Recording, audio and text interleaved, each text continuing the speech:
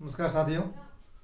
आज हम फिर हाजिर हैं एनसीईआरटी मैथ्स क्लास 10th का चैप्टर 3rd और एक्सरसाइज है 3.1 और इसका क्वेश्चन नंबर 2। क्वेश्चन नंबर 1 अपन देख चुके हैं पहले वाले वीडियो में। क्वेश्चन 1 का फर्स्ट और सेकंड पार्ट आज हम देखेंगे। सेकंड क्वेश्चन क्या कहता है ये, ऑन कंपेयरिंग द रेशियो दिए हुए हैं उनको कंपेयर करना है। a1/a2, b1/b2 और c1/c2 को find out whether the lines representing the following pair of linear equations. ये जो कह रहा है ये इक्वेशंस आपको दे रखी है दो और इनके रेशियो से आपको पता लगाना है कि ये जो पेयर ऑफ लीनियर इक्वेशंस है क्या ये इंटरसेक्ट करेगी एट ए पॉइंट पर, या फिर जो लाइनें बनेगी दो वो पैरेलल होगी ग्राफ में, या फिर वो क्या होगी कोइंसिडेंट होगी, एक के ऊपर एक बनेगी। तो ये अगर आप उसका पहला वीडियो देखें तो पहले वीडियो से आपको बिल्कुल क्लियर हो जाएगा। वहाँ एक मैंने आपको टेबल बनाई थी और उस टेबल में क्लियर समझाया था आपको कि कब दो लाइनें आपस में इंटरसेक्ट करती है, कब दो लाइनें आपस में पैरेलल होती है और कब दो लाइनें एक के ऊपर एक मतलब कोइंसिडेंट होती है। तीन कंडीशंस मैंने बताई थी और उस टाइम मैंने कहा था ये टेबल आपके लिए बहुत इंपॉर्टेंट है और ये बार बार आपके काम आएगी। 3.1 में काम आएगी, MCQ में काम आएगी, फिल द ब्लैंक्स में काम आएगी और आपको वो अच्छी तरह से याद कर लेनी है, रोज को देखते रहना। ठीक है, अब अपन देखते हैं। थोड़ा सा मैं उसको तो आपको रिकॉल करा दूं। तो वहाँ मैंने जो बनाई थी टेबल उसमें यूँ था कि पहले वाले में क्या था, A1 जो है A2 के बराबर नहीं था, ये B1 B2 के A1/A2 जो है वो B1 B2 बराबर नहीं था और नहीं होने पर जो दो लाइनें थी ग्राफ के ऊपर वो आपस में एक दूसरे को इंटरसेक्ट कर रही थी।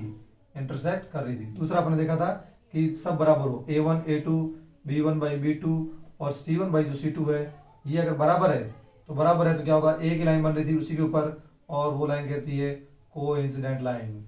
और तीसरा आपने देखा था कि जो ये वाला पोर्शन A1 A2 भले बराबर हो जाए लेकिन जो C1 C2 है ये इसके बराबर नहीं होगा, तो यहाँ पर क्या थी, दो लाइनें आपस में पैरेलल होती और कोई सॉल्यूशन नहीं होता इसमें।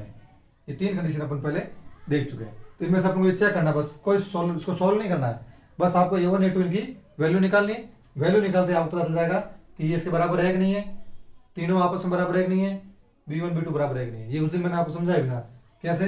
इधर से स्टार्ट करना है A1 A2, फिर तीनों बराबर, फिर ये बराबर नहीं, मतलब पहले इधर वाले बराबर नहीं, नीचे वाले में इधर वाले बराबर नहीं, बीच में सब बराबर, ऊपर वाले में इंटरसेक्ट, बीच वाले में कोइंसिडेंट और सबसे नीचे वाले में parallel.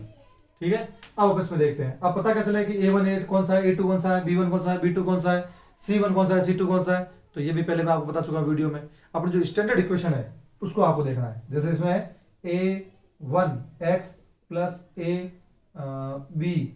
B1y plus C1 equal to 0। ये तो अपनी पहली इक्वेशन होगी, इसको अपन कंपेयर करेंगे सभी से।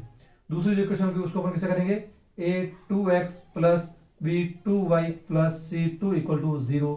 ये अपनी दूसरी इक्वेशन होगी।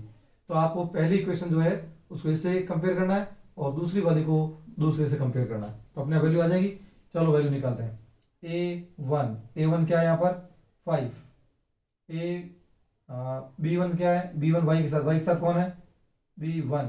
यहाँ थोड़ा ध्यान आना है क्योंकि अपने पास स्टैंडर्ड इक्वेशन में सब प्लस में, तो अगर क्वेश्चन में माइनस में दी हुई है तो वो माइनस भी वैल्यू के साथ में आएगा। यहाँ +4 होता तो 4 आंसर आता, लेकिन ये माइनस है तो यहाँ B की वैल्यू -4 आएगी। ये थोड़ा ध्यान आना है। C1 कितना है, C1 कौन होगा, जो पिक्चर अकेला कौन है 8, तो ये 8 आ गया। फिर अपन देखें सेकंड इक्वेशन के कंपेयर करेंगे किससे, इस इक्वेशन से। यहाँ से अपन को A2 B2 और C2 मिलने वाले हैं। पहले अपन देखें इसमें x के साथ कौन है 7, तो ये हो गया A2। दूसरी वाली इक्वेशन में y के साथ कौन है 6 प्लस का है तो 6 ही रहेगा। इधर देखा C माइनस का आ गया तो -9 आंसर आ जाएगा, -9। ये अपने पास वैल्यू आ गई A1 B1 और C1 की, A2 B2 और C2 की। अब आप रेशियो निकाल दीजिए। रेशियो निकालते अपन उनसे कंपेयर करेंगे। A1 अपॉन A2 की वैल्यू कितनी है 5/7। फिर अपन देखें B1 अपॉन B2 की वैल्यू क्या है -4/6। बाद में C1 अपॉन C2 की वैल्यू क्या है 8 अपॉन -9। इधर देखें कट रहे हैं तो काट दीजिए, इसको शॉर्ट फ्रैक्शन में लेके आइए, सिंपलेस्ट फ्रैक्शन में। नहीं कट रहा है तो जैसा है वैसे रख दीजिए। ये नहीं कट रहे हैं तो 5/7, ये कट रहे हैं तो इसको कर दीजिए -2 से कट रहे हैं, 2 2 4 2 3 6। तो एक तो ये वैल्यू आ गई, एक ये वैल्यू आ गई, ये कट रहे हैं 8 और 9 नहीं करते, तो ये वैसे ही रहेगा। या इसको आप लिखोगे तो माइनस को ऊपर ला सकते हो बस, -8/9, या फिर ये लिख दो, ये लिख दो, एक ही बात है। ठीक है, अब आप कंपेयर कीजिए, देखने से पता चल जाएगा क्या ये आपस में बराबर है, नहीं है। तो ये किसको कर रहे हैं, ये वाली कंडीशन फॉलो कर रहे हैं कि A1 जो है, A2 जो है वो B1 B2 के बराबर नहीं है, बराबर नहीं है। इसका मतलब ये क्या होगा, इंटरसेक्ट एट अ पॉइंट। ये जो पेयर्स ऑफ लीनियर इक्वेशंस है ये इंटरसेक्ट एट अ पॉइंट। तो यहां लिख देंगे अपन, so pair of linear equations, pair of linear equations, pair of linear equations intersect at a point, intersect at a point. मतलब ग्राफ के अंदर यदि अपन इसको करेंगे तो आप अगर करना चाहो तो कर भी सकते हो। आपको मैं पहले बता चुका हूँ किस प्रकार से ग्राफ पर अपन सॉल्व करते हैं। अगर आप इन दो इक्वेशन को ग्राफ पे बनाओगे तो इनसे जो दो लाइनें बनेगी, तो ये दो इक्वेशन से क्या करते थे अपन, दो बॉक्स बनाते थे, दो बॉक्स से अपन क्या करते थे, दो लाइनें बनाते थे ग्राफ पर। तो ग्राफ पर आप जब दो लाइनें बनाओगे तो वो लाइनें आपस में क्या करेगी, एक दूसरे को इंटरसेक्ट करेगी। तो ये अपने आप आपको पता चल जाएगा कि ये इंटरसेक्ट कर रही है। तो वहाँ आप ग्राफ पर बना के पता लगाओगे, यहाँ आप बिना बनाए भी पता लगा सकते हैं। कैसे, इन रेशियो से। अगर आपको ये तीन चीजें ध्यान है तो आप इन रेशियो निकाल कर पता लगा सकते हो कि इंटरसेक्ट होगी लाइन है, या कोइंसिडेंट होगी, या दो लाइनें आपस में पैरेलल होगी। क्लियर है, चलो आगे। समझ में आ गया होगा मेरे ख्याल से। ये बहुत सिंपल है, कुछ नहीं, सीधा वैल्यू निकालिए और रेशियो निकालिए, आंसर।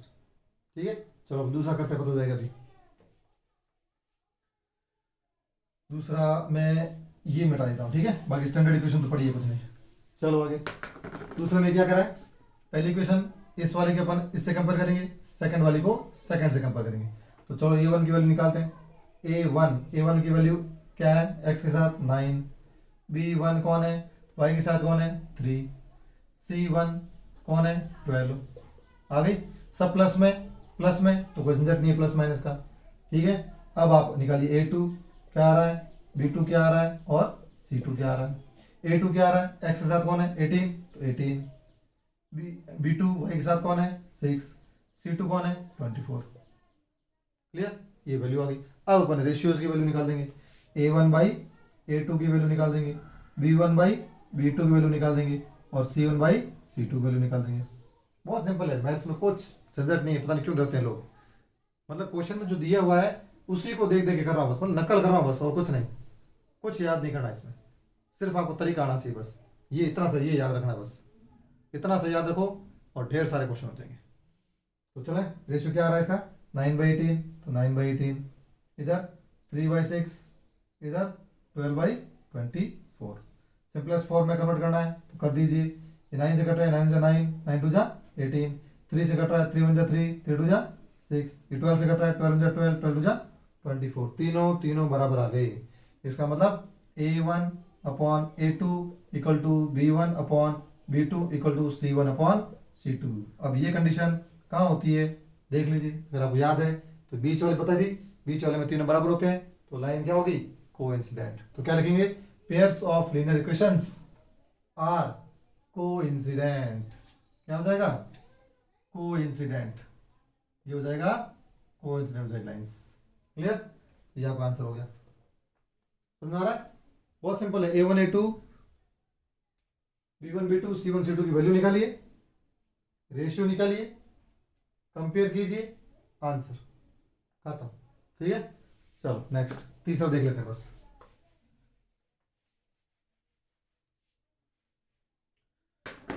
तीसरे में फिर अपन वही कंपेयर करेंगे, पहली वाली को पहले से कंपेयर करना है, दूसरी वाली को दूसरी से।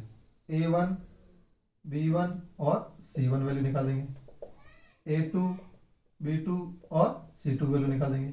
A1 कितना है, x के साथ कौन है 6, तो 6, B1 y के साथ कौन है 3, माइनस आ गया तो अलर्ट हो जाना थोड़ा, -3, C प्लस का है 10 है तो 10।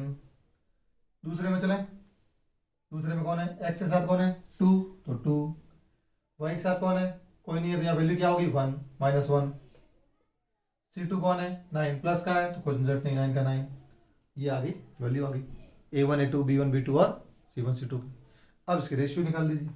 रेशियो कैसे निकालेंगे, A1 upon A2 B1 upon B2 और C1 upon C2। A1 A2 कितना 6/2, V1 V2 कितना -3 -1, C1 C2 कितना 10/9। इसको देखिए कट रहा है, 2 1 जा 2, 2 3 जा 6, 3/1। ये माइनस माइनस आपस में कट जाएंगे, 3/1। ये नहीं कटेंगे तो 10/9।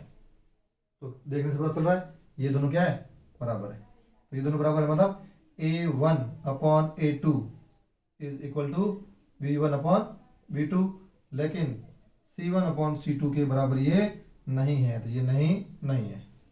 क्लियर? तो ये कंडीशन आप देख रहे हो किसकी है, इसकी है। A1A2 V1V2 बराबर है, लेकिन C1C2 के बराबर नहीं है। इसका मतलब इन दो इक्वेशन को अगर आप सॉल्व करोगे ग्राफ पर, तो जो दो लाइनें बनेगी वो दोनों लाइनें कैसे होगी, आपस में पैरेलल होगी, आपस में एक दूसरे से नहीं कटेगी। तो इसका आंसर क्या हो जाएगा, जो लाइन्स है pairs of linear equations are parallel. Clear? बताओ समझ में आया कि नहीं आया? समझ में आया है तो कमेंट में लिखिए हाँ सर समझ में आ गया है, और नहीं समझ में आया है तो आपको संकोच नहीं करना है। क्लास में आप जरूर समझाते होंगे, सर से पूछ नहीं पाते होंगे, लेकिन यहाँ आपको कोई टेंशन नहीं है। बेझिझक आप कमेंट बॉक्स में लिखिए कि सर ये चीज़ समझ में नहीं आई, या ये चीज़ समझ नहीं आई, या ये कहाँ से आ गया, या ये कहाँ से आ गया। बिल्कुल आपको उसका आपका जवाब मिलेगा।